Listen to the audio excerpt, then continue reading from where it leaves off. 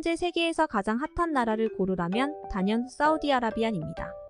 사우디아라비아는 아랍반도의 북부에 위치한 왕국으로 이슬람 국가 중 하나입니다. 면적은 우리나라의 약 4배에 달하며 인구는 약 3,700만 명 정도입니다.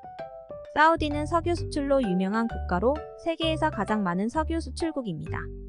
석유 생산으로 인한 부를 쌓아왔으며 세계에서 가장 부유한 국가 중 하나로 국민의 대다수가 석유 산업에 관련된 일을 하고 있습니다. 우리나라와 접점이 하나도 없을 것 같은 사우디는 최근 한국을 눈여겨보고 있는데요. 바로 세계적으로 유명한 미스터 에브리띵 빈살만 왕세자 때문입니다. 현재 사우디는 장기적으로 한국과의 협력을 유지하고 발전시키고자 하며 이를 위해 공공 및 민간 부문에서 전략적 프로젝트를 수립하고 있는데요. 저 멀리 중동의 한복판에 있는 사우디는 왜 우리나라를 문화교류의 중요한 파트너로 선정했을까요? 가장 핵심적이자 중요한 빈살만 왕세자에 대해 간략하게 설명해드리고 시작하겠습니다. 빈살만은 현재 사우디의 왕위 계승자이자 현 국방장관입니다. 아버지인 살만 왕이 퇴위하고 왕위 계승자로 선출된 이후 사우디의 실질적인 지도자로 자리 잡았습니다. 그는 보수적인 이미지가 있던 사우디의 변화를 주도하고 있습니다. 예를 들어 세계에서 유일하게 사우디에선 여자의 자동차 운전이 불법인 나라였습니다. 그런데 빈살만의 칙령으로 인해 여성 운전이 법적으로 허용되었습니다. 여성의 축구장 입장이 허용되고 여성 사이클 대회가 열리는 등 여성 인권에 힘을 쓰고 보수적인 이미지를 변화시키는 데 중요한 인물로 꼽힙니다.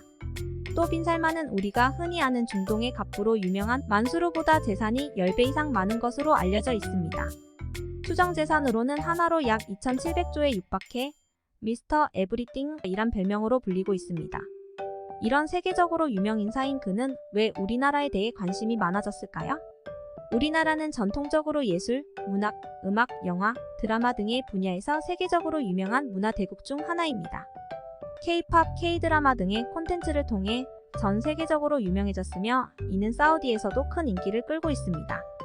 이처럼 문화적인 역량과 창의성이 사우디에게 매우 매력적으로 다가왔습니다. 현재 사우디는 총 650조 원을 들여 새롭게 창조한다는 초대형 신도시 네옴시티를 설립할 계획인데요. 네옴시티가 무엇이길래 어마어마한 돈을 투자하여 건설하려고 하는 것일까요? 바로 서울 면적 대비 44배에 달하는 미래형 신도시입니다. 길이 170km, 폭 200m의 미러도시, 첨단 산업 중심 도시 옥사공과 친환경 관광도시 트로제나로 구성될 예정입니다. 세계 첫 인지도시로 발돋움하기 위해 모든 인프라는 AI로 운영되고 이를 위해 디지털 인프라 구축, 전문 인력 양성, 기술 개발 솔루션 기업 지원 등을 할 예정입니다. 실제로 빈살만은 우리나라에 직접 방한하여 이재용 삼성전자 회장, 최태원 SK그룹 회장, 정의선 현대자동차그룹 회장 등 주요 기업 총수 8명과 만나 논의하기도 했습니다. 게다가 말뿐이라는 게 아니라는 것을 증명하듯 우리나라의 의료기기 관련 기업인 아스탈에 5억 달러, 석유화학 관련 기업인 S-오일에 53억 달러를 투자했습니다. 하나로 각각 6,600억 원, 7조 원입니다. 어마어마한 투자 금액이네요. 참고로 빈살만은 사우디 국영기업 아람코의 대주주이며 S-오일은 아람코의 자회사이기도 합니다. 이뿐만이 아닙니다. 빈살만은 네옴시티의 건설을 위해 삼성과의 협력을 원하고 있는데요. 삼성은 기존부터 긴밀한 협력 관계를 맺고 있던 기업이며 대규모 건설을 맡기기에 적합한 기업으로 생각하고 있습니다. 전 세계적으로 유명한 기업 중 하나이며 삼성의 기술에 대해 신뢰를 하고 있기 때문이죠. 또 사우디는 비전 2030이라는 개혁 계획을 통해 문화산업을 미래 산업의 핵심으로 육성하고자 하고 있습니다. 2030년까지 무려 1,550조 원을 투입해 사우디의 문화 역량을 한껏 끌어올린다는 계획인데요. 우리나라와 서로 이해관계가 잘 맞았습니다. 전 세계적으로 유명한 문화 대국들과의 협력을 강화하고자 하는데 한국이 적합한 롤모델이었으며 우리나라 또한 협력에 적극적으로 나서고 있습니다. 비전 2030은 사우디의 장기적인 국가 발전 전략인데요. 이 계획은 석유 수출에 의존하는 경제 구조에서 벗어나 다양한 산업 분야로 전환하는 것을 목표로 하고 있습니다. 먼 미래를 봤을 때 석유는 언젠가는 고갈되는 자원이며 고갈되기 전에 새로운 산업을 육성하려는 건데요. 경제 다각화, 인프라 개선, 사회 변화 3가지 목표를 달성하기 위해 추진하고 있는 전략입니다. 이처럼 사우디의 글로벌 경쟁력을 강화하기 위해 대외 무역 확대와 외국인 투자 촉진을 하고 있는데요.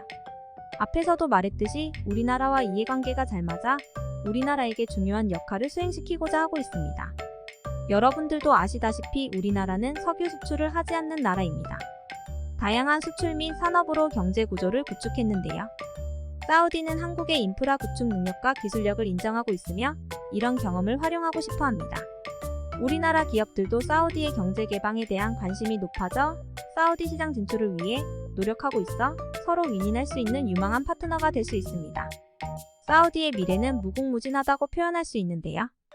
세계에서 가장 많은 에너지 자원을 보유한 나라로 무역 시장에서 매우 중요하기도 합니다. 우리나라와의 관계는 예전부터 호의적이었습니다. 사우디와 우리나라는 1962년에 서울에서 서로를 공식적으로 인정하는 외교 관계를 맺었습니다.